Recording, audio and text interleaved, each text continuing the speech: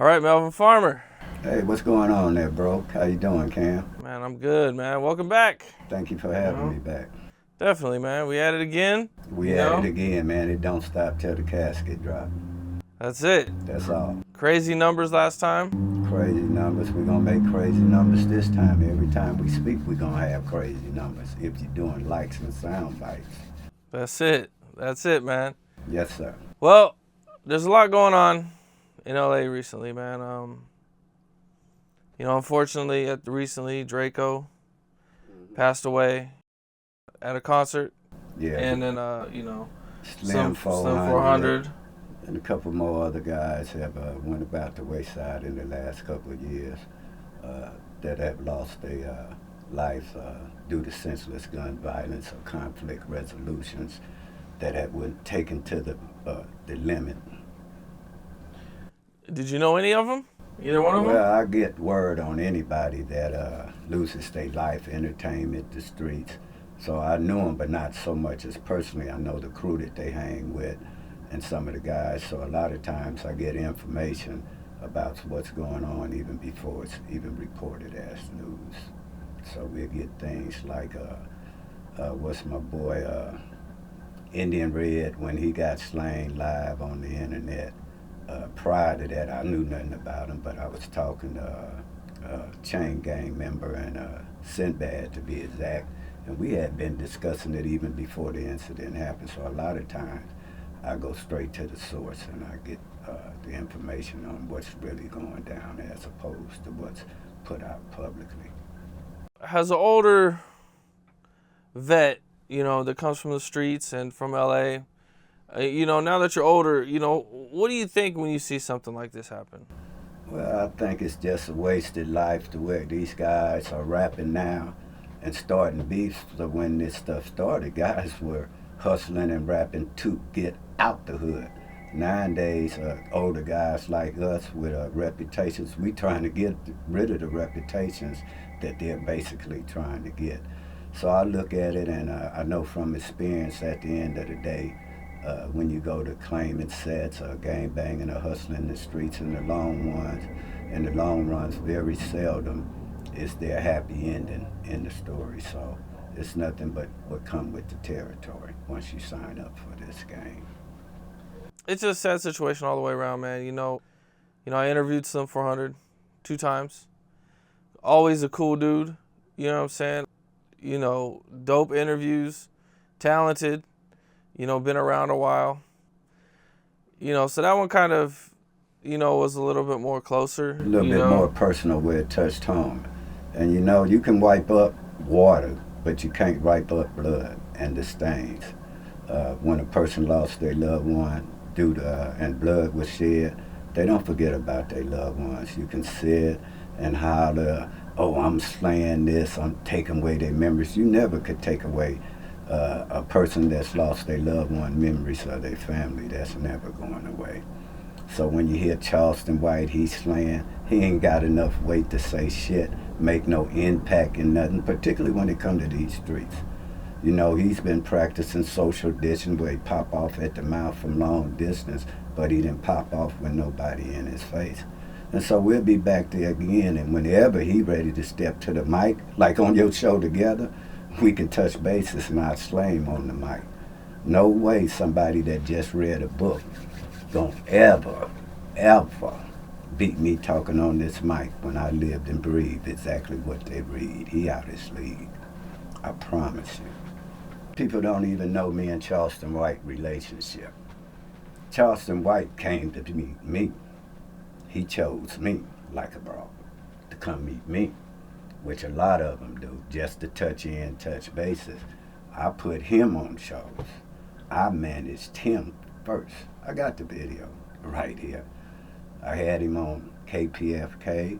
We did a show with Althea Moses. We did curriculum with children. We did all kind of stuff, and then he flipped later on. That's why I got a personal interest in him, because everybody he's talking about, he met through me. They gave him a pass, let his little old cowboy ass run around on my word. Then he go back and he thinking this is something where you downgrading somebody when they not away talk. That ain't happening. I'm going to be on his ass like white on right. He can talk long distance, yap, yap, yap, but he got to bring his ass to get some ass. And this is not a threat, it's just a promise. A lot of us is headed to stardom. It just might be on 48 hours. Charleston White is always, talking about somebody or arguing with somebody. Talking about yesterday news today. We make news right now. We don't talk about yesterday's news, particularly from a child molester, a pedophile. He talk about he read a book on monster coding. Who reads a book and then go, I'm a leader now? He don't know nobody he's talking about. He read, he pop, he put things in the paper to grab your attention, but if you want to match up on what we doing on the community, he can't match up with me. He can't match up with me no time around other than running his mouth at a long distance about other ones. But, I don't wish no bad ill on him because all he going to do is go to the police. He's always been a victim. You got two names that go on a police report, suspect and victim. He was a victim in juvenile hall when he was getting sexually abused. He was a victim when he went to PC. He was a victim when he lost his eye. He was a victim when he lost his bitch. That's how this game go. And for it's him running his mouth, I'm going to be in Texas in a couple of weeks and he can step to the mic with his crew by himself. It don't make no difference. Bring him. And we going to see. But step to the mic and run your mouth. That long distance yada don't mean nothing. Step to the mic. Bring your ass. Do you think that, bringing him over here kind of like gave him like ammunition or? He didn't have no ammunition. Everything he's saying, a lot of it is a lie. And the things that are true, he's plagiarized somebody else's thoughts. A lot of things I hear him say come out his mouth, he come from my thoughts, my ideas, and he just used them and twisted them. But he has no experience. His ears are not to the pavement. His boots not to the ground when the camera's not around. Where he go? He can't go nowhere now. So all that grandstanding, trying to get in protective custody, that's why he always running to the police. They trying to kill me. Ain't nobody trying to kill him. Ain't nobody even paying no attention to him. Nobody from his community. I get letters, inboxes all day from guys from Texas. F. Charleston White. He don't represent us. He's just on a one-man crusade that's going to lead him to being on his back. Recently, he talked about some situations where, who was, I forget what state he was in, but he went to some state, and some dude got on him about, mainly I think it was over his Nipsey Hussle disrespect. That was one time, and then I think there was a time where he was in a strip club, and he didn't have nothing, and another dude gave him a pass. That's what he say. Oh, that's what he says. Yeah, so that's what he say. That might be out there, but we have no record of that, him doing that. That's just propaganda. All this is politics, lights and sound bites, whereas we trying to change lives. There's a lot going on in this community. And when he talk about OGs, when he met me, he called me OG, and I told him, don't ever call me that. I don't let him call me OG because of the stigmatizations that come with it. So him talking about OGs, he's never met no OGs. But the few that was around me, he talk about he was at Nipsey Hussle funeral, where he got in because of us. We VIP. But at that funeral, he wasn't sitting up nowhere near him. He was running around, following Rayshana Washington, making sure her butt was all right. So a lot of times he'll tell things and they're not true. Then sometimes he say things that make sense. But I got a gang of videos. In fact, February, Thanksgiving Day, we had a program which I got. He wasn't talking that then. But then I know after that he got robbed from guys in L.A. So he got a beef with L.A. because they took him down. He called himself being slick and got played. They robbed him, tied him up. See, he don't say all these other things. So I know what's going on with him. That's why he had such a hatred towards LA because they played him. That hillbilly shit he talking, I came here and tricked him. He wasn't around nobody. For us, he went to that park. And let me tell you about that park, St. Andrews. St. Andrews don't get a dime from nobody. Marquise Dawson, Camilla Harris, Karen Bass, Maxine Waters. They don't get no money at St. Andrews for intervention and prevention. But out the 40-something parks, St. Andrews garner more money than any park. That's because we run it. On the Nipsey Hussle and them side, they get snow when Christmas come. On our side, they want to give them hay. We have to go buy them that. So there's a lot of things that OGs do. They run in halfway houses. These are opportunity givers, not original gangsters. So a lot of times when he running these mouths talking about they ain't got shit, a lot of them got shit. He don't have shit. He pulled up at the show in a 2003 Pirates with 3 wheels and a hubcap, talking about he that Negro. He not doing it like that. He not having it like that. A lot of that shit is just propaganda where he do shit just to run his mouth. So like I say, it ain't no threatening. It just is what it is, and he can step to this mic and sit right next to me on this good side of his eye or the blind side of his eye. It don't matter to me, but he can step to this mic anytime instead of yabbing over the mouth like a little broad. That peekaboo 99 shit. He need to step to the mic. Put up or shut up. That's how it is with me. How did you feel when he was like, yeah, I could have shot them? Or, he ain't shot shit. He didn't have shit. I patted him down when I hugged him, went right down his back to see if he had a wire. Then I went around his waist. He ain't had shit. That's why he ran his ass up out of there. And if he did have one, what he gonna do with it? Take a picture with it? He damn sure ain't gonna use it. I promise you that. He ain't gonna use it. He talked the talk in an open and carry state, and he ain't gonna do nothing but run his mouth. The voice of John Wayne and the heart of Freda Payne. When you guys sat down, it was pretty tense. Yeah, but let me tell you what was going on. Before that even went on, I told her I had did an hour interview. I had did a 30-minute interview. And I talked to Charleston outside, and I told him, don't get up in here and come on these shows. It's going to be a problem.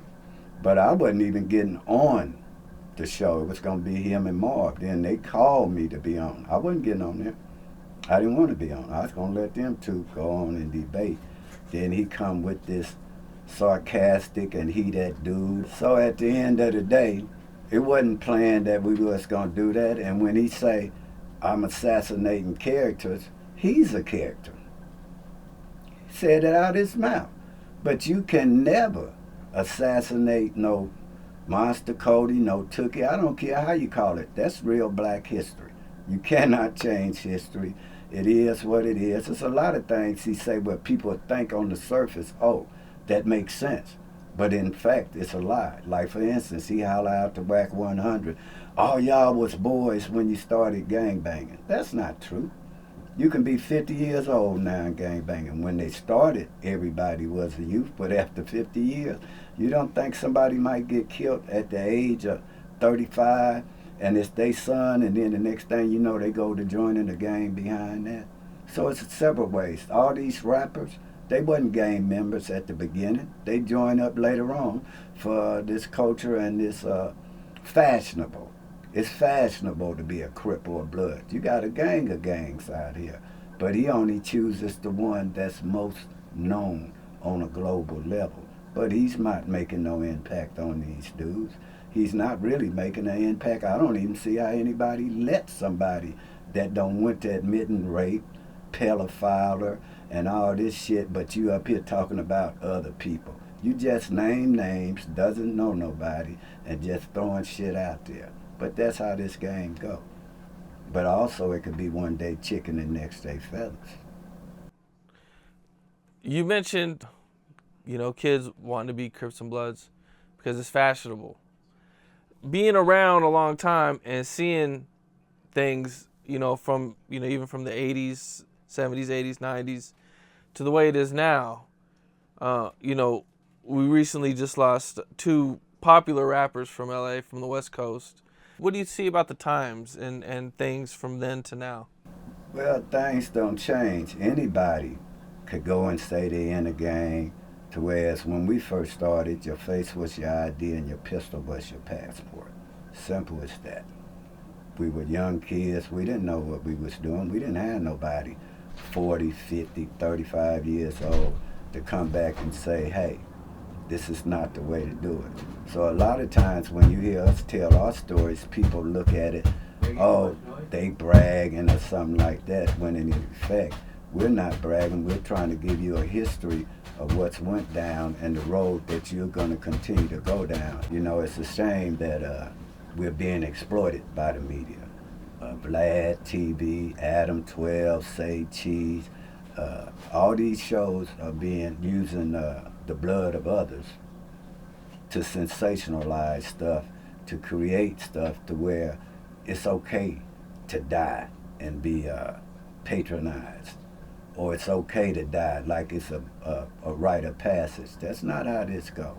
Because the only thing stronger than a man's pride is a mother's love. We'll swallow every pill in the world to stay alive, but we won't swallow that pride. You won't walk away. You come back to where it could be a different conflict resolution. You smear when you don't smile. We have no family structure now. So it's a lot of things that are going on that contribute to this. Mass incarceration, mental health. And these are some of the type of programs that we're trying to implement. I've just been added onto a board to where it's effective black parenting training with this church, to where we're going to have a program. We have credible messengers. We're talking to a group of youths in Houston at the end of January that are sponsored by lawyers. We got a show in Chicago. So we mentor another show in Philly. So we mentor youth all across the nation. And a lot of times they're more susceptible to listen to someone that lived that life as opposed to somebody in a suit and tie trying to tell them about this life. So we have a great success, and a lot of people listen to us. We help parents that doesn't know the telltale signs of a young man sneaking out the window, joining the streets. We tell them what to look for. But we also help them in court matters. So it's a lot of things we're doing to where that could be discussed in this other bullshit. Okay, you mentioned court matters. What all do you do for all that? Well, I've written a book called The New Slave Ship, 3 Strikes You're In, Not Out, that tells my life story about how I was framed by police, received a life sentence. We had Death Row 10 in Chicago where they put a moratorium on that. We did that. We had Prince Jones, the Howard University student, got killed in Four Corner, Manassas. We had another case where a youth has a double murder where he killed his parents in New Jersey, that's in Record Islands. We have a case where another young man in Dallas, where his parent was an officer, and he told him his parent was a police officer, and they still dogged him out, arrested him illegally. He's traumatized. I had to speak to that parent. So it's a lot of things we do to educate the youth as well as help the parents during a court proceeding, because a lot of times they don't know the process.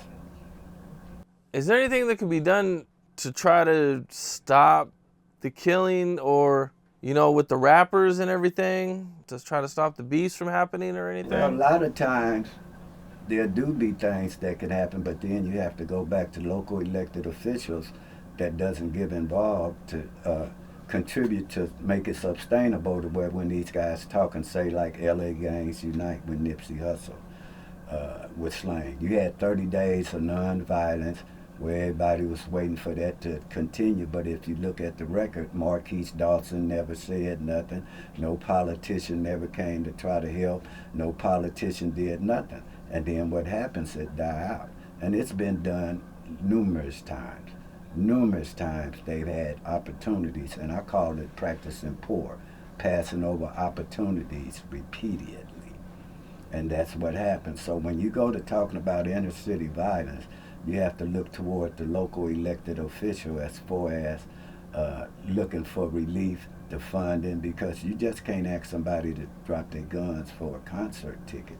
That's not going to happen. So we have to create a way to create a dialogue amongst sworn factions, the young, the old, the elderly, and give them all something to where they have a vested interest in the outcome. Right now, nobody has a vested interest. They have nothing to look forward to. They feel that this is what life is about, when in fact, you got a whole world out here. The world's a stage, and we all actors. You mentioned the Peace Walk. Is there any chance that something like that could happen in the future again, or? Well, they've had it over the years, from the riots, the Florence and Normandy riots, to the 1992 truce, to the 100 Days, 100 Nights, to the first gang intervention program in 76, 77, which was the Long Table. That ended in a homicide. So there's been plenty of opportunities. You can never say never. Anybody can change their life once God. Man can take your life, but God can give you a new life.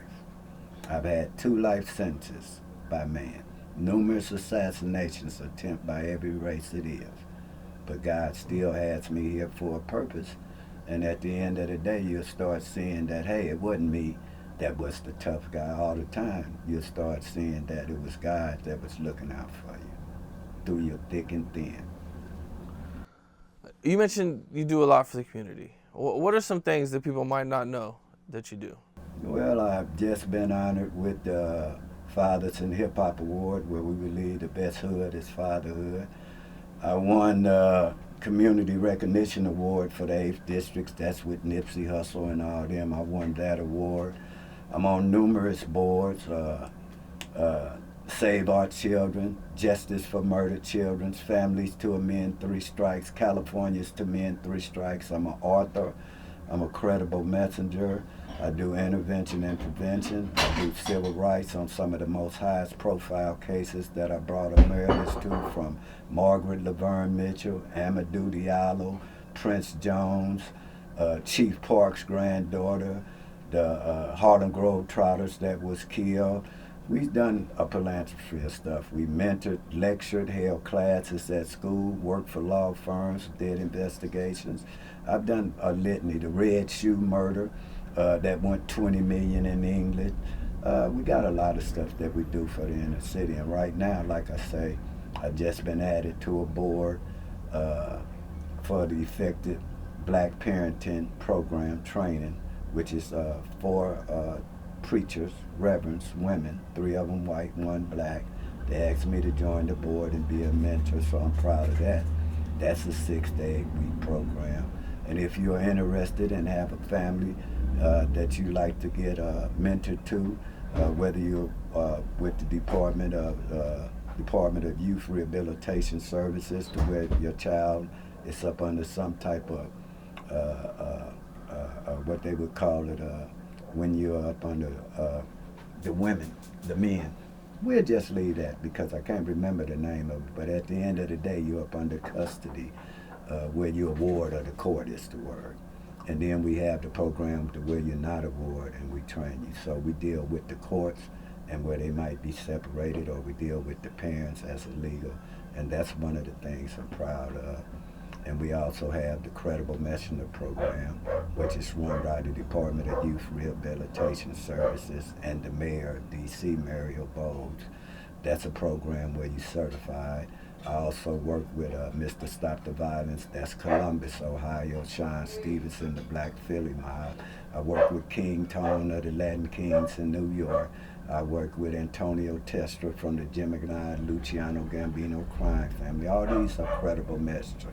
Reggie Washington, San Diego, Atlanta, Seattle. We're all the ones west of the Mississippi. In fact, me and Ayatollah Marv are the first ones ever to be assigned as credible messengers west of the Mississippi. And right now they have a $121 million program that's fit to be implemented in Los Angeles. Coming from such a rough background, and you said you beat 2 life sentences, going to prison, going through all this.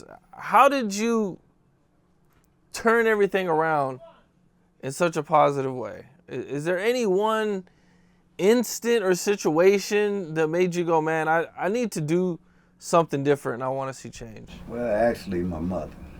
My mother, for the first time, said, Melvin, don't break the law. I don't need you to go to jail. I want you to get a job so I can tell people before I die that my son went to work for the first time, so I went and got a job. And also, as far as bringing consciousness to the prison industrial complex, when I had my life sentence, since I was the first one to ever get released on a reversal from up under the California Three Strikes Law in 1997. When I left, these guys asked me, don't forget about them, because they were in there for non-violent, non-serious offenses where they were getting Buck Rogers State on a law that was retroactively applied. So overnight, these guys went to having no strikes to 8 strikes from priors, and that's how it went with me. I was sentenced for $2 worth of drugs, to where I received a 25-year life sentence plus a 10-year consecutive sentence. So that had me a promise to keep. And then when I caught the 83 years out here in Georgia, where I went to the Georgia chain gang from 2010 to 2014, after I got out of that, is when my mother said, cut it out. So I just changed my life around. I realized that man had gave me life, but God gave me a new life, and that's how I go. In fact, I'm fit to go enroll and start Bible school to be a preacher. So that's where I'm headed to now. In fact, we're going down to Dallas to look at some of the Bible schools down there. I'll be down there on the 7th, on up in there. Mm-hmm. The Three Strikes Law was something that they used against you. Yes. I was one of the first to get it. It come out March 7th, 1994. Around March 14th, I was framed by law enforcement where they planted a little drugs on me, did a warrantless search, and came and raided a house that I had just spent the night over for one night, and framed me, put the dope on me. I had a pass to go there to show that the search was illegal, and they couldn't prove it. And later on, I got a reversal after serving 3 years and 8 months, when usually you serve 25, 20 years before you get released. So God was looking out for me, and I'm the first one to ever get out on a reversal. So at one point, okay, let me make sure I got this straight. So at one point, when they first implemented the Three Strikes Law, they actually went back and hit you with a bunch of strikes. Everything we plea bargained for. In fact, it's the only law ever in history that go back and adversely affects you. I'll give you a good example. Charles Manson was on death row. They abolished the death penalty and said it was unconstitutional. Charles Manson got off death row. Him and 300-something other death row inmates. Then they reinstated it back in 1977, and they started the death penalty back. They didn't go and put Charles Manson back on death row because it adversely affected him. But when it helped him, it applied to him and took him off. Now they made a Three Strikes Law that was implemented through emergency measures, where the governor signed it as emergency measure. It wasn't voted on. They didn't vote on it till November of 1994. How I get arrested in March? That's because they felt it was emergency measure and that it was for public safety. But in fact, it was when National Rifle Association, Clinton was running for president, and they seen that it garnered votes. And that's when they went to tough on crime.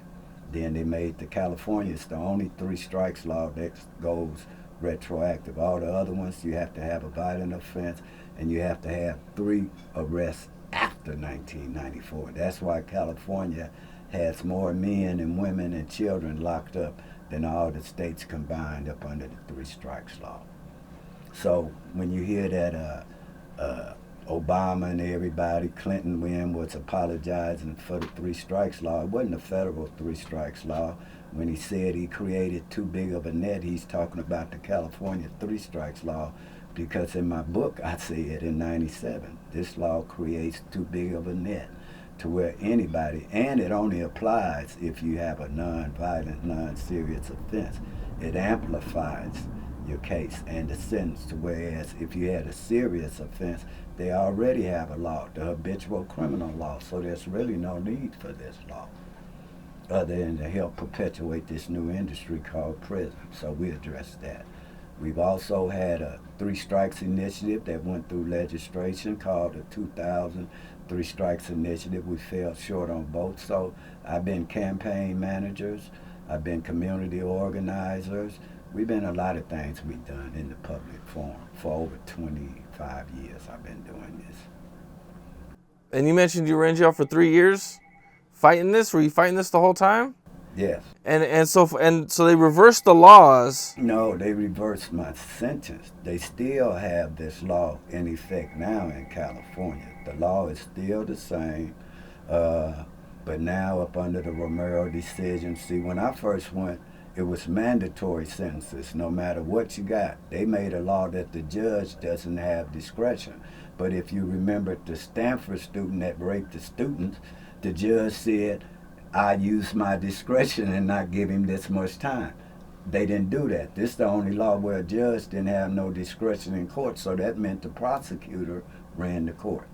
And so when you're on trial for 3 strikes, you're not on trial for the case. You're on trial for your prize, because each one of them carry 25 years per charge. And that's how you can end up with 400, 300, 500 years now in California. And that's how they do it. Every charge is 25 plus, run consecutive.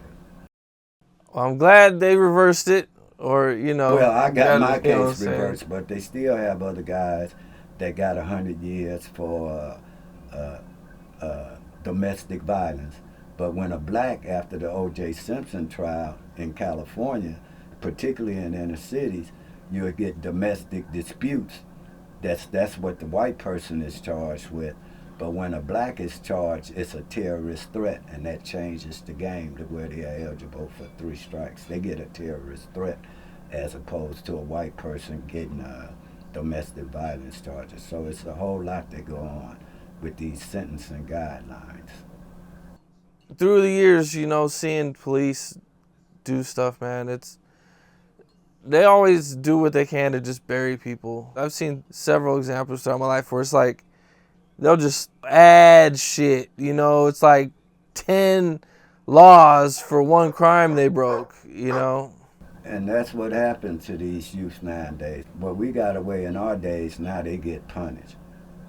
Carjacking, they get life sentence. In our day, it was GTA. Commit a murder in 71, 72 as a juvenile, you might get 3 years. Nowadays, you get tried as an adult. Get caught with a gun, 1020 gun law. Have a tattoo on you, 10 years. They get punished for everything that these guys didn't know what they were doing. They didn't even have the names for laws.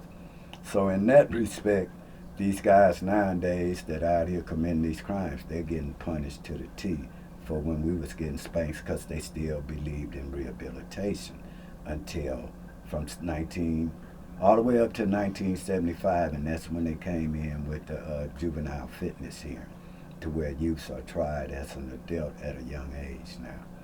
And you can Google that on the Supreme Court, and it'll write down exactly why that was implemented, because of the behavior of brown and black youths in the Los Angeles and Compton and Long Beach areas during 1971 to 75. And that's when they implemented it in 75. Man. You mentioned you have a new book out. No, I have a book out called The New Slave Strip, 3 Strikes You In, but it's still relevant today because it predicted mass incarceration and what's going on now, so the book is still relevant. I barely seldom talk about it, but it's a very good book, and we are starting to put it back, and also we're going into marketing. We have a shirt that say OG, Opportunity Giver in Old English, where we got it and being sponsored. We got another shirt that's coming out with Don't Set Trips, Set Trends. Instead of set tripping, why don't you set trends? So we got a lot of things coming out for the public, to merchandise, to create like when they wear red or blue. We're trying to create something when you say OG, that stereotype doesn't come on there, and that a lot of guys out here are trying to give back, but unfortunately other people try to get the shine and they don't say nothing. They used to talking so much negativity. I don't get on here to talk negative about nobody. I just try to get up here to create a platform to help our people and to bring awareness to issues that otherwise would not get their fair shake in the public. We talked about people being unfairly incarcerated. Tookie has, I know a little bit about it. I've read a little bit about it, and, about him being falsely arrested and convicted of crimes and eventually getting the death penalty. What are your thoughts on all that, on that situation? Well, they ought to abolish the death penalty across the board because it's certainly not a deterrent. I promise you. I know quite a few guys on death row, and they ready to die as opposed to just living their life out every day. You never see them screaming and bucking like you do in the gangster movie, "Don't kill me," and they don't do that. So I don't think the death penalty is warranted, period, particularly when you see so many guys that are getting exonerated from DNA, or later on in life the police are lying. But what do you do when somebody's life's been taken, then you find out that they've been corruption, false testimony, false witness, and everything else, the planting, the hiding, the evidence? Because usually they bury it so deep that it takes 30, 35 years till you can find it. The Rampart scandal, this boy named Wilson who did 28 years. You have a lot of them that get out from that. So they really need to abolish the death penalty because of the fact we know that police lie. There's no concrete proof that this person could be all the way guilty. And then if it come up that he's not guilty or some form of testimony was fraudulent, you got a man that done lost his life for nothing, and no money can you repay to bring back that life. But I know personally about Tookie. I know quite a few of the facts about him, but I quit talking about him. But I can tell you, one of the murders he admitted to, but the other ones, unless you really know, and people, oh, he did them, that's not how that went. It's not how that went. It's a whole lot more to that case than what they say. So in hindsight, Tookie, in fact, when Tookie that was on a Sunday, all his lawyers came down to Avenal State Prison and took my disposition, and I'm one of the other, it was three of us, the two that testified that they talked to Tookie and heard him say he admitted it. They were in high power with him, and I was the third one.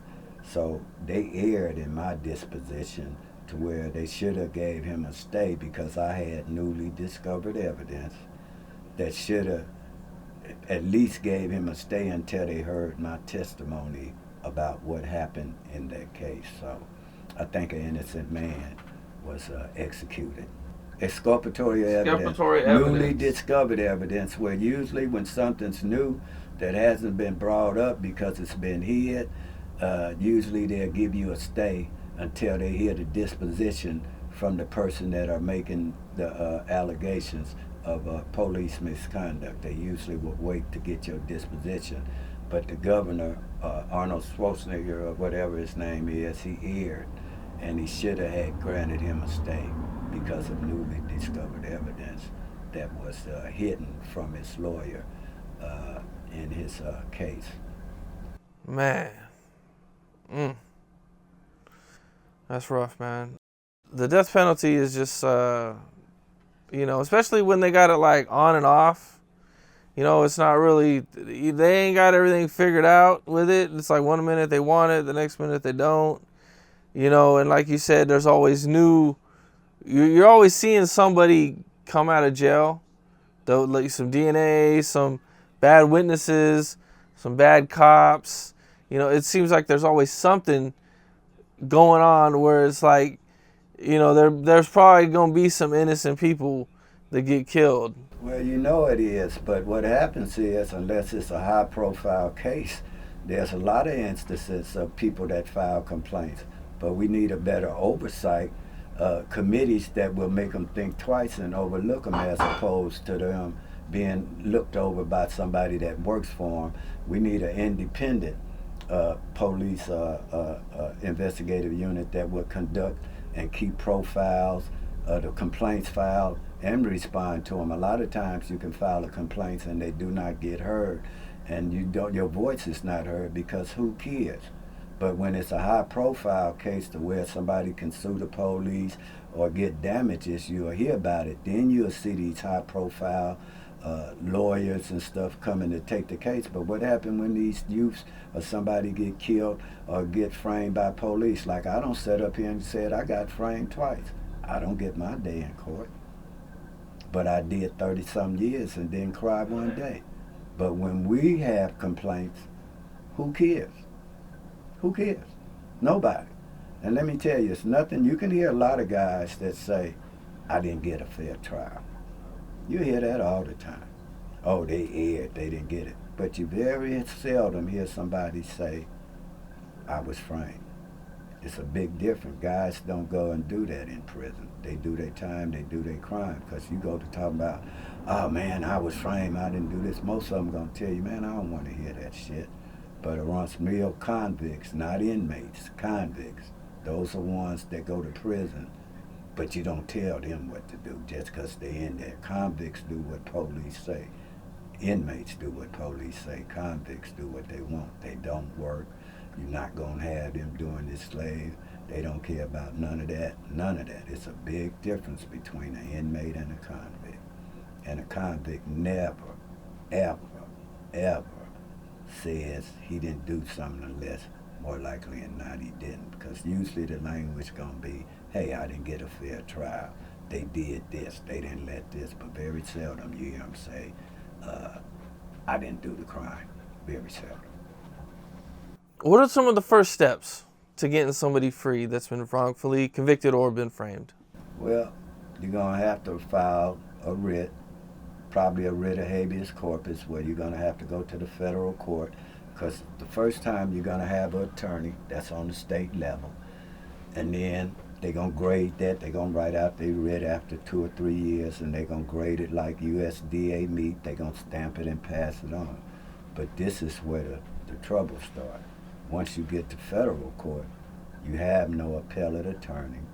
That means you have to go and do it yourself, become self-sufficient, have to study, go to the library, probably have to get somebody that's a jailhouse lawyer, pro per, and help you. Other than that, you've got enormous odds to overcome, to where you got guys that have enormous resources, the lawyers, the DA, the judge, they have the resources to combat you, to where everything you have to do, you have to come up out your pockets, study the law. It's almost impossible to be. How you going to be somebody that went to school for it and they just throwing this at you? So it takes enormous odds. And those are the steps. You file a writ of habeas corpus, and you can continue in California the process of appealing. We got a long appellate process. That's why it might take 38, 40 years to get executed, whereas in Florida, Virginia, Texas, they real quick to execute you in 3 or 4 years because you do not have the appellate process. Those are some of the main states to not get the death penalty in. Texas, Florida. Texas, Florida, Virginia. Here's why. We had the DC Sniper. I was in DC hosting a show then. I had a show called the Mo Better Man Blues Show in 2000. But the murder started in Montgomery County. That's in Maryland. But when they tried him, they made it to where they transferred it and put it in Virginia. Because in Maryland, you only got 13 people on death row at that time. In Virginia, you get executed real quick. So they changed the change of venue from Montgomery County, which is in Maryland, by Prince George County, and they subtly changed it to Virginia. To the naked eye, it didn't mean nothing. But when they did that, that let me know. Joe Vane, or whatever his name, was for to get executed in less than 4 years. And that's what happened. Whereas if they'd have held it where it first started at, he'd have just been on death row. But they subtly changed his change of venue to Virginia. In less than 4 years, he was executed. Hmm. They had the death penalty focus that I used to work with in Washington, D.C. They got magazines with every state, the judges, the prosecutors, and 99% of those involved in the death penalty are white. There's no white men on death row for killing a black. The majority of them are not on there when they done something, an act of passion like Peters, or the Kyle and Lyle Menendez who killed their father for financial gain. But why they didn't get the death penalty? They were eligible. How do you distinguish Tookie get the death penalty? That's up under special circumstances. Kyle and Lyle Menendez up under special circumstances. They killed their mother for financial gain. They don't get the death penalty. Scott Peterson killed his mother for financial gain, his wife, buried her and everything. All those guys were eligible, so they arbitrarily pick who goes to and from the death penalty or to death row. And that's another reason why it should be abolished, because of the racial complexity of those on death row compared to the racial and the demographics. We're 8-12% of the population, yet we're 30, 40, 45% of those incarcerated. So we're getting incarcerated at a rate of maybe for every 1,000, for every one white, is 10, 12, 15 of us going to jail. So something's wrong with that picture. Yeah, man, it's And brown. Brown and black make it up, and then, believe it or not, whites also, but they're the poor whites. And you can look at these shows. When a black killed, the name of it is 48 Hours Murder. But when a white kill, it's snapped. I almost got away with it. Like it's an excuse for them. They want to figure out what made them tick to do that. Whereas when a black or somebody else, a brown, do the same instance, it's murder, she wrote. So a lot of times you have to watch the subtleties of this propagandists and the platforms that they're using to bring this out, to create an image and a profile of each and everybody race. And it's just unfair how the criminal justice system is pretty much creating a genocide. It's a cocktail between mass incarceration, us killing everybody, killing each other, and drug addiction. That's a combination for a genocide, to where a lot of lives are being lost one way or the other. And you know, I have another legislation that I'm fit to try to initiate called ISIS, ICSS, Inner City Stress Syndrome. That comes from the condition of those that have been brought up in the conditions such as you, myself, and others, to where we've seen a lot of violence, waking up to violence, mental health, drug addiction. And I think this is no more different than PTSD when they go to the wars over in Vietnam and they come back mentally stressed. I think these youths and kids that are suffering from the same thing over years and over time, I think there should be some type of mental health relief for them also, because of the conditions that exist within the areas and the communities that we stay in. mental health's a big thing. I didn't really start learning about that type of stuff till I got older. And I kind of learned that my whole world view and how I seen the world was just like fucked. And I had to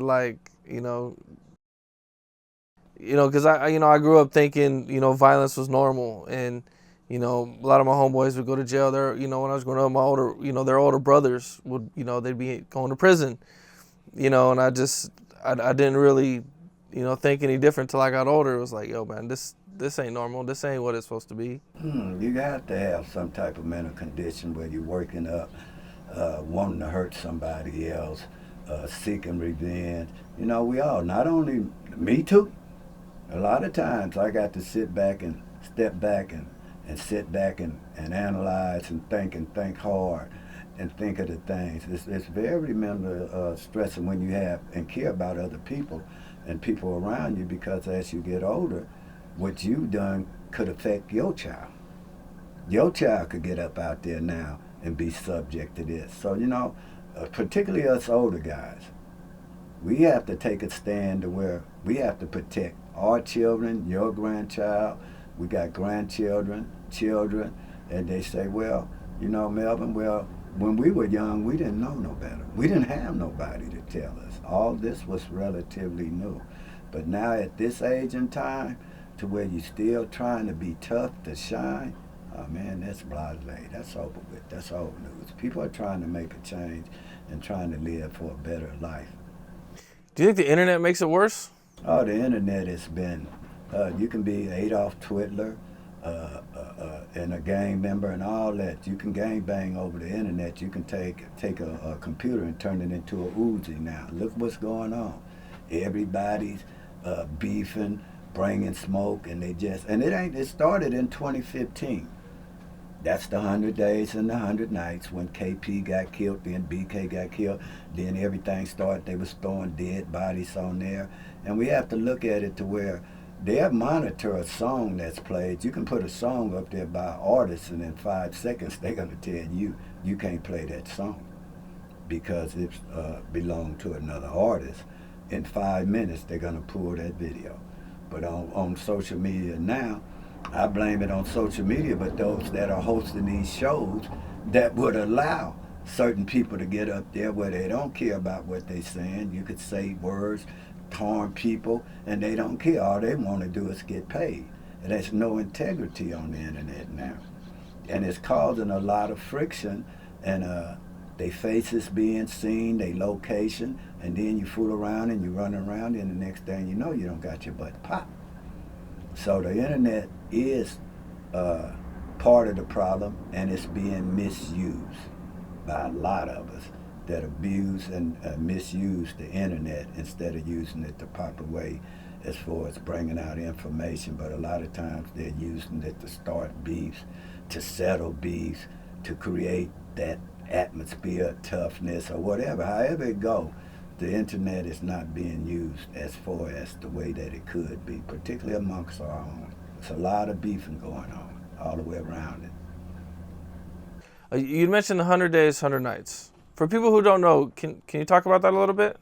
Well, the 100 days, 100 nights was in 2015, summer 2015, to where LA was in uproar, where it was the most despicable display of the misuse of human life, to where nobody cared, to where one group of men had said they're going to kill another group of men each day for 100 days, 100 nights.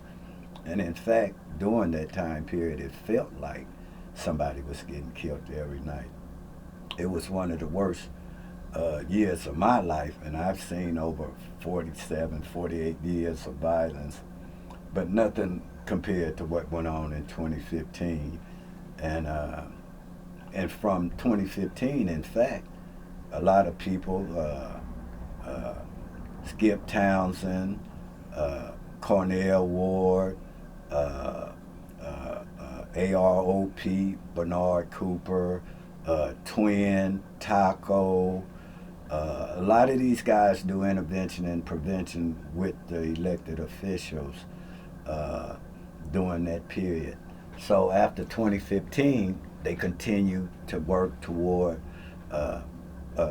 decreasing senseless gun violence. And in fact, around 2017, 2018, crime had went down to its the lowest level, crime and murder, since 1966, starting from 2015 in the effort to stop violence amongst our own. So by the time 2017 or 18 came, violence had dropped. But once again, the elected officials, they didn't jump on it. They didn't do nothing to sustain it, and now it has flared back up. And that's what happens when they don't sit and try to compromise and continue the dialogue to make it sustainable. People will start getting loose, and they'll fall back into where they came from, and that's where we at now. They purging right now in Los Angeles. You can say they purging. Very dangerous. The crime rate is skyrocketed over the past year and a half, 2 years or something like that. You know, it's pretty much like all over America, you know, but I think some of the worst places you see is like LA, Chicago, or the ones that, at least the ones that make the news that we hear about a lot, that it's been, you know, really bad, man. Is there going to be anything that can turn that down a little bit, to slow that down, to get it back to them old numbers? Well, I would think that you have to create opportunity. You have to give these youth, the younger ones, you have to give them jobs. You have to give them training. There's 3 areas that I think need to be addressed to try to bring and stop this, the juvenile justice system, parks and recreations, and the unified school district. Those are breeding grounds for the younger ones. They go as juveniles, they sit, they get to meet, and they get the camaraderie in there where they going back and forth. Then you got the parks where in Los Angeles, every park got them where they meet at. Then you got the schools where all of them go. So I think education is a key to enlightening these youths, but also showing that we care about them as older people, and that a lot of times we don't show that any compassion toward the youth, and we sit and down talk them and this and that, and that's not cool. We need to uplift these youths and give them something to do other than we want them to be taxpayers as opposed to tax burdens. I was a tax burden, where the taxpayers always paid, and a lot of us. But we want these youth to be taxpayers now. But you know, groups of people are, and I learned this from Black Panther. He said, Melvin, when you feed the people, they're more apt to follow you because they're not hungry. But this system is set up to where they make it to where they can't go outside their little circle because you got Beverly Hills, Manhattan Beach, Westminster. All these are areas where no blacks stay. So once you go out there to commit a crime, it's kind of hard to get back. And then, God forbid, you get caught. So the most of the youth learn to stay closest to home, the closest they are to you. Every race has an organization that will kill me or you because of the color of our skin. But a lot of times we only kill each other only because of the areas that we stay in. We're the closest to you. And it's easy to kill a stranger after 50 years. They don't know each other in this town. Most of these guys are moving up in here, these young guys, they're moving in from other towns, and they don't know each other now. I know everybody's family in here, quite a few of them, because I've been over here. I'm invested in this community. But now you have youths that are moving in that have no vested interest than other than them moving here where their mamas don't move. So things are changing a little bit then in that way. It's cycles, yeah, it's done been changed because of the demographics. Most of these youths don't know each other. You got 30 years of where this block here, the other side of the street ain't talk to nobody. They'll know each other by face, but they don't know the person. They don't know the man. They don't know the family. And it's very easy, like I say, to kill a stranger. Whereas it'd be hard for us to do something because we know everybody in here.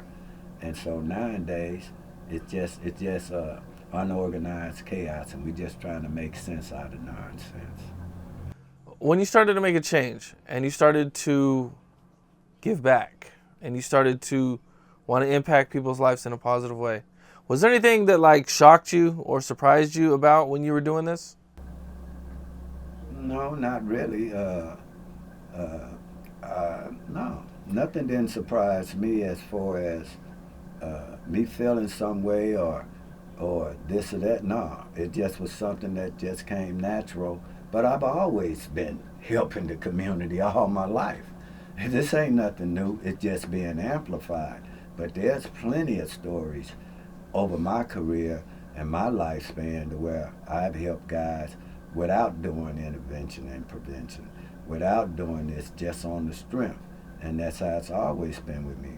I never had bad things said or Melvin did this or Melvin. No, that ain't my name. My name is clean and slate's on here. Being an older guy, you know, from the streets and everything, you know, giving back to the community, you know, you probably run into people you might not have gone along with as kids, as youths. Are you working with people that you might have not actually got along with as a kid? Oh, I work with quite a few of them where we've had run-ins But as you get older, you don't sit and like T. Rogers, or like Puddin', or like Jimmy Celestine, or like Jan Brewer, LB, Wesley Logan. These are guys that we've had run-ins, but it was all part of the game to where we kept it amongst ourselves. We didn't let it go to where it was nothing personal. It just was business. But as we got old, luckily all of us couldn't shoot straight or nothing else. A whole lot of us have been dead back then. So at the end of the day, we had that respect to where we give each other respect because they earned it, I earned it, and it was just during a phase. Because most of us really actually quit gangbanging from my era at about 17 or 18. They wasn't doing the same things. We started going to prison, and that was a whole different thing as juveniles. It was a joke, but once we started going to prison and that time started getting a little longer and your ass will wear out before that fence will, it started to be. So at the end of the day, it's very few of them that I have a personal vendetta like, oh, he did this and I'm still looking for him. Nah, it wasn't that serious. Is it something you use to try to like influence the younger generation? Like, you know, me and this dude, you know, we didn't get along, but now we're positively trying to impact the community? I don't even go into that about who he is or what he is. Or I've never told the youth to do nothing, period. Never. See, they'll think, oh, Melvin this, Melvin that, or this and that. I've never told the youth to do nothing, period. In fact, I've never been arrested for a gang offense in my life. No attempted murder, no aggravated assaults. All my cases has been usually I'm trying to get some money. And that's over 40, 50 times because we could get away with that. I've been arrested over 40, 50 sometimes, 30-some years in prison. So we had quit. It was just survival to where we knew we wasn't getting punished that bad, so we'd take a chance on hitting a jewelry store because we know if we get away, cool. A lot of times we got away. I don't have a lot of money in my life, but it was quick money. It wasn't earned. Now, I went and got a job to where I wasn't making nothing but maybe $450 a week, working 12, 10 hours a day during COVID, 6 days a week. But that money felt like I was getting $1 million because I earned it. I didn't blow it. I didn't think, oh, Melvin, you can go back. And that's the difference between fast money and earned money. I can go get fast money or take a penitentiary chance any time of the day if that's what I choose to do. But once again, my mother said, don't break the law, so I've been out 7 years, high hell and water back, don't been in the mud, and I'm sitting right here in front of you because I'm a survivor. I've never seen a homeless person commit suicide yet, but I've seen the rich with money do it all the time. So that go back to when Vlad and D12 or One Adam 12 or 22, when they talk about the importance of money. The importance of money, all right, but nothing more important than information. That's what's getting you paid. Information from me, from you. When you're in jail and you got no bail, like Epstein, he had all the money in the world, but he couldn't bail out. But I bet if Epstein would have told what else was going on in that sex scandal, he'd have been out on bail. So never think that information's not important. Information is the key. Listening is learning, and history is knowledge. And can't nobody take that away. LA history, Texas history, everybody got a history. But for somebody to think they gonna take away the Crips and the Bloods history running their mouth, that ain't gonna happen. I promise you that ain't gonna happen. It's a one-trick pony. No, you need to step to the mic. Anybody that talks about this that haven't lived it, you don't know the culture of this city. You really don't. And it could get real shady, real shitty up in this game. Information is so important. With the internet now, you know, you could really learn a lot of stuff. You know, you learn your rights when dealing with police, which I didn't really know when I was a kid. We didn't have videos we could watch to learn to say, no, you can't search my car. You need to get a warrant.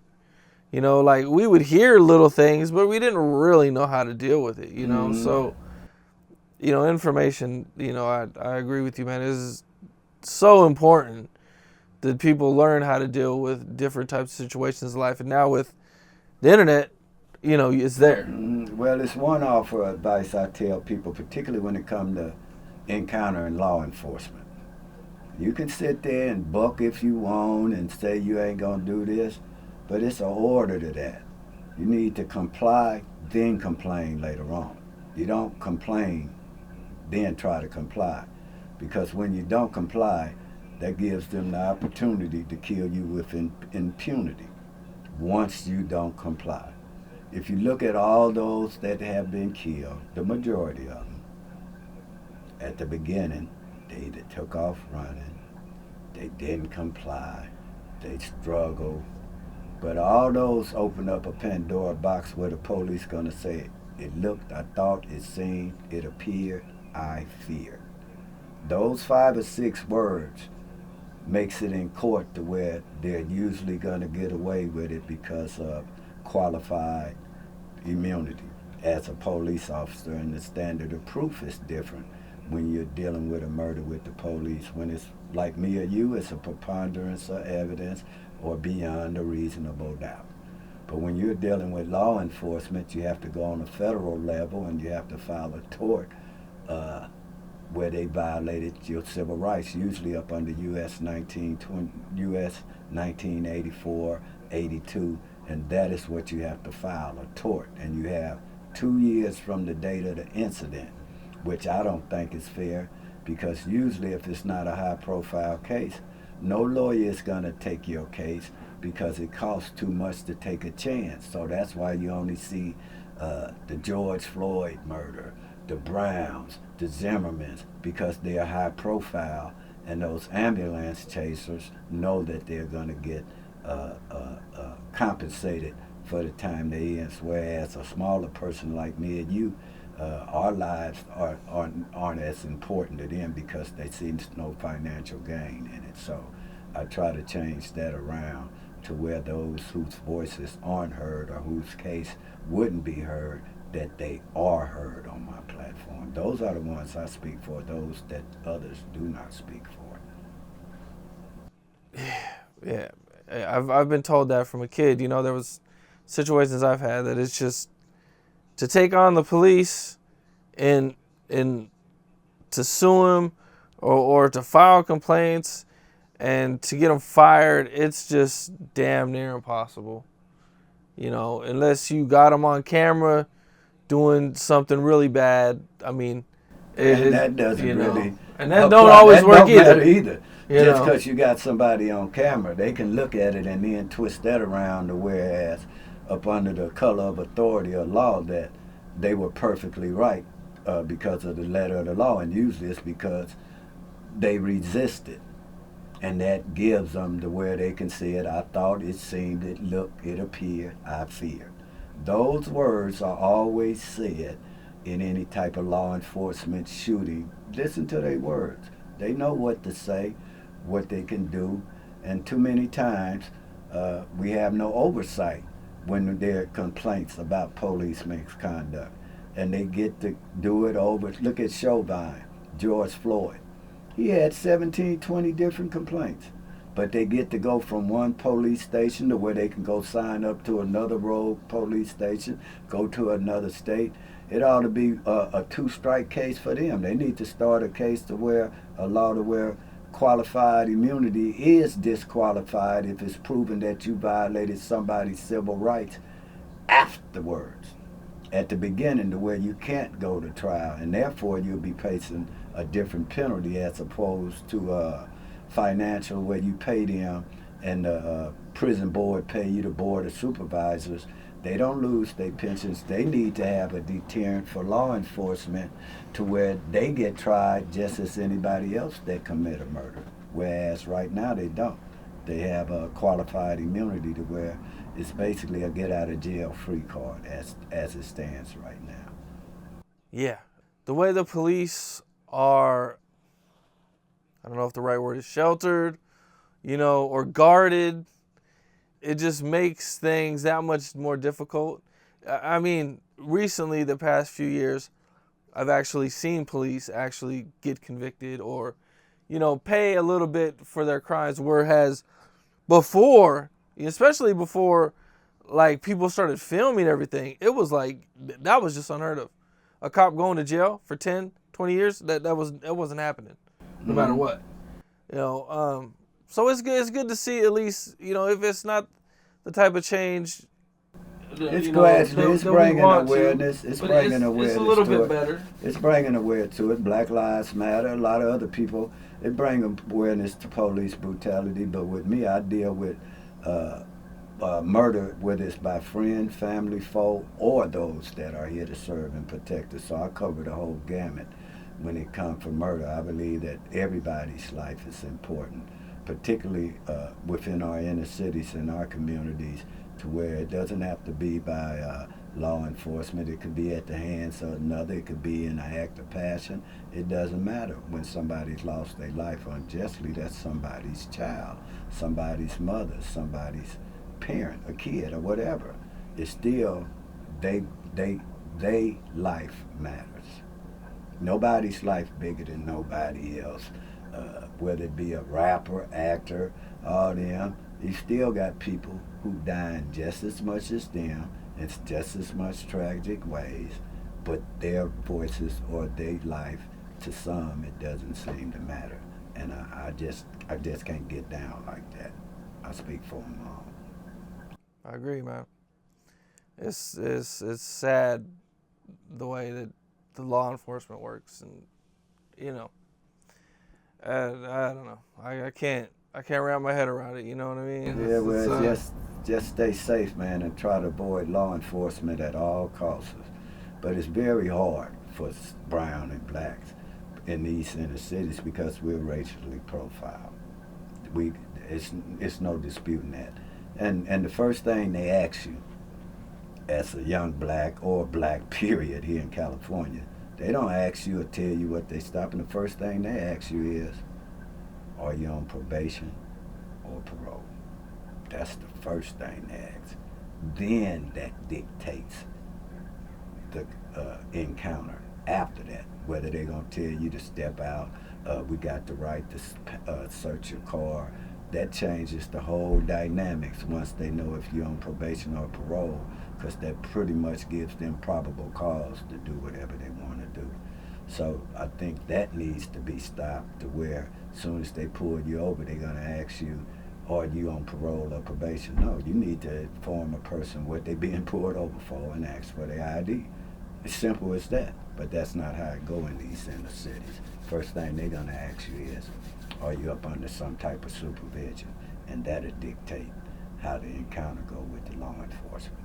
Yeah, because if you're on parole or probation, they can pretty much do what they want to do. They can pretty much do what they want to do. Then we have the new gun law, where they got it to where you get caught with a gun if it's in fact, that's why Lil Wayne got charged in federal court when the law came out, and they upped it, and then Trump came back and let him go. That is why, because Trump had got a Southern District prosecutor from Columbus, Ohio, and a lot of people don't know Columbus, Ohio get mentioned a lot in politics because that's the playground for the Clintons, the Bidens. That's where the politicians go to play. That's why you always hear, if you don't win Columbus, Ohio, if you don't win Ohio, you're usually not the president. 96 out the last 100 years, whatever Ohio go, that dictates pretty much the barometer on what's going on in this country. So you always hear them mentioning something about Columbus, Ohio. So at the end of the day. What was the gun law? Oh, the gun law is now, if you remember, show you an example, Lil Wayne had a state case. I think it was in Florida, whatever. Then all of a sudden, they dropped the case and they made it a federal case, and then he pled guilty. Then Trump pardoned him. That's because they got a new task force that Trump implemented in about 2019 or 2021. It's 2020 last year, to where the new gun law is. You get caught with a gun and it ain't registered to you, you're getting a federal offense now. Carry 5 years. You pull the gun out, it carry more time. You shoot the gun now. In fact, I got the video explaining it. You get caught with a gun in your car and it doesn't have a registered or nothing, you not only lose the gun, the car does not come back. They impound that for having it. So they really need to check up on these new gun laws, and they're federal gun laws now, up under the Armed Career Criminal Act, and they just started interacting with them. It was the DEA, ATF, and I want to say it's one more, FBI. It's 3 alphabet organizations that comprise this task force. And I can show you the video where you can really see after I'm through, and you can see who it is.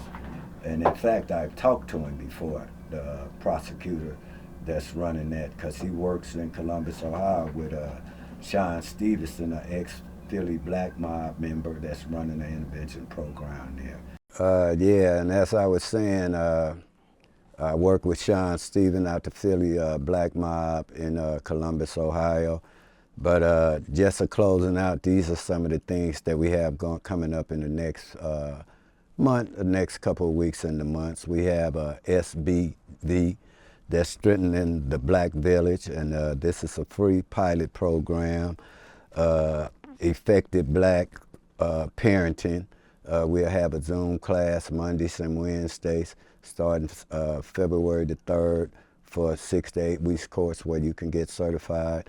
We also have a Hollow Vision film and production with Angela Williams, who's a co-producer and owner, CEO of Hollow Vision Film and Production. And we also have a documentary coming out that's right along with the times called The World Epidemic, Senseless Gun Violence, with Ice-T, Trey D narrating, Freeway Rick, Rated X, Freeway Rick, Sergeant Dorsey from CNN analyst, Suave Churchill, VP Apparels, he's sponsoring it along with Big T, who's the producer. Platinum City Golden West Entertainment is who's producing this. It's a wonderful documentary dealing with senseless gun violence, which I don't believe is senseless, because everything's done for a purpose and a meaning. When these happen, it might seem senseless, but the person that's doing it had a meaning and a purpose. So we're trying to change the dialogue on that.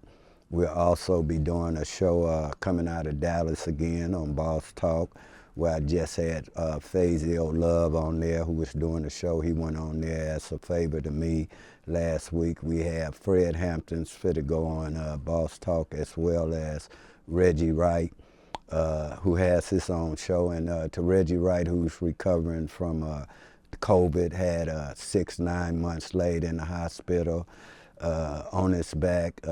And I was one of the last ones to talk to him, actually, before that happened.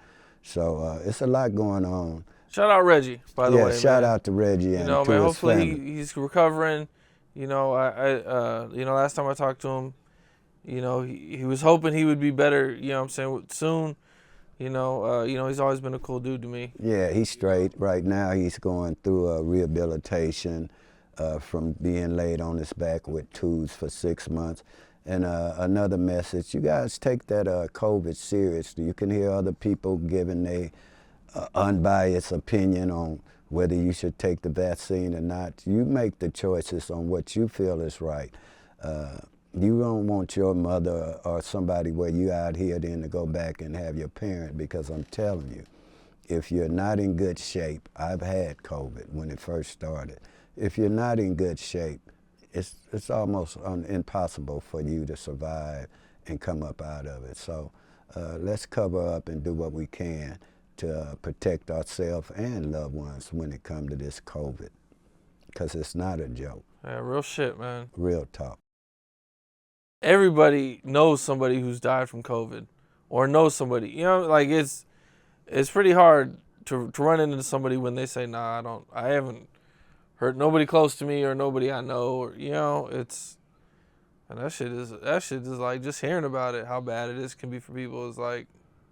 Yeah, and we have to take heed to it more and try to pay more attention and be more serious about it, because a lot of people are losing their lives because whether you say it's by the government or we have a tendency to not trust doctors, particularly blacks, where we rather be taken in there on our backs as opposed to walking in there on our feet.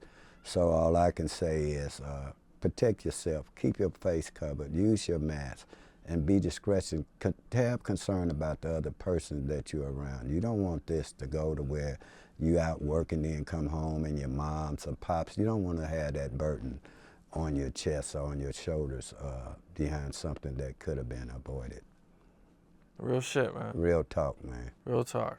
So I'd like to thank you for having us on this show and giving us an opportunity. It's no love lost in this game. It's just people are giving a different point of view and a different opinion. But we all striving for the same goal, and that's unity in the community and to try to save our youth and educate the public as well as the nation and the world. Definitely. Definitely. Definitely, man. Yes, sir. Well, I appreciate you. All right. Thank you for having me, young man. It's always dope. Always dope.